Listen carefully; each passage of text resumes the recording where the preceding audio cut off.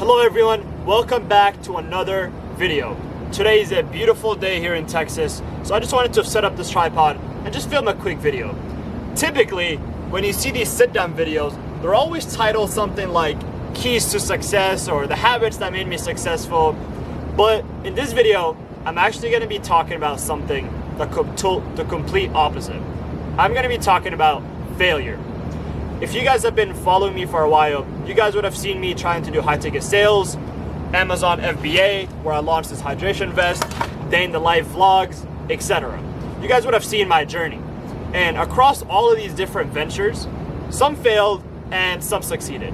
But today, in this video, I want to emphasize the failing part, because failing taught me way more than success actually has. Today, in this video, I'm going to be discussing why failure is important for these three key reasons. Number one, it helps you identify your money-making style and your money-making formula. That's going to make sense here in just a minute. Number two is it helps you build something called the winner's effect. That's also going to make sense here in just a minute. And number three, it teaches you what not to do, which is just as important, if not more important, than what to do. Let's get into it. The first lesson, identifying your money-making style and your money-making personality. You see, over these past 2 years, I discovered that there's endless ways to build a business and make money, but not all of them are compatible for you or for me.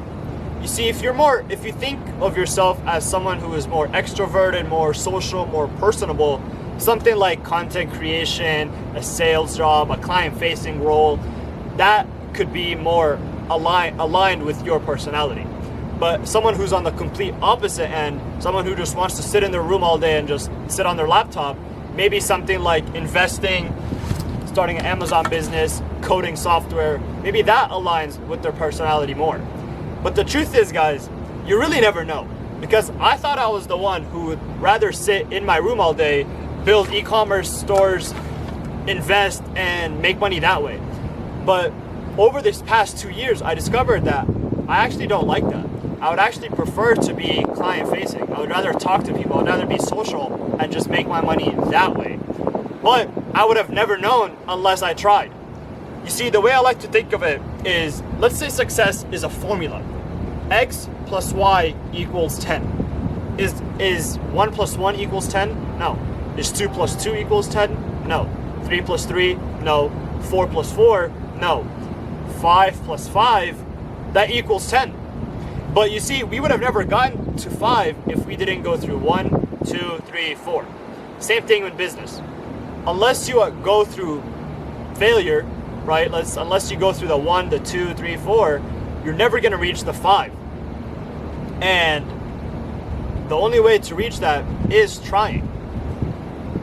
Additionally, another point that I would like to make here is that your money-making personality and your money-making style is probably going to be different than mine. Maybe for you, X plus Y equals 10. Maybe you go with 3 and 7. Set 3 plus 7 equals 10. Maybe I go with 4 and 6. You see, there's a lot of different versions that we can plug into the formula and we reach the same goal. But you have to experiment. You have to try, and you have to identify your money-making style, and then once you identify it, you have to double down on it. So that's the first lesson. Let's go to the second lesson. Okay, the second point, something called the winner's effect. Okay guys, so in the past 2 years, typically here's how it went. You try, you fail. You keep trying, you're still failing. But then one day, you make $50. One day you make $100. One day you make $200. One crazy day you make $1,000. And those small wins give you that positive reinforcement. Sometimes that's all you need to start building momentum. Because after seeing that small bit of just results, you're like, okay, I am on the right track. Okay, let me just keep going. Okay, let me give it 6 more months. Let me give it another 6 more months. Let me give it 3 more months. Let me give it a year. And those wins, the winner's effect, helps you build momentum. And momentum leads to more action. And action leads to more success. and success leads to even more momentum. So this whole thing just spirals and spirals until it becomes something magnificent and something very large. But here's the key. You would have never hit that winner's effect if you just never started. Especially if you didn't push through and persist through that initial uphill battle. Okay, so that was point number 2. Let's go to point number 3. Point number 3 is learning what not to do, which is just as important as what to do.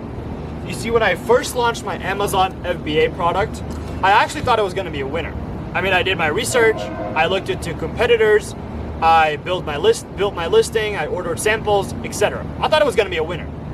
But as we progressed, I quickly realized that it's not going to be a winner. The product was too heavy, the Amazon fees were too much and ate up the margin, and our marketing was not dialed in.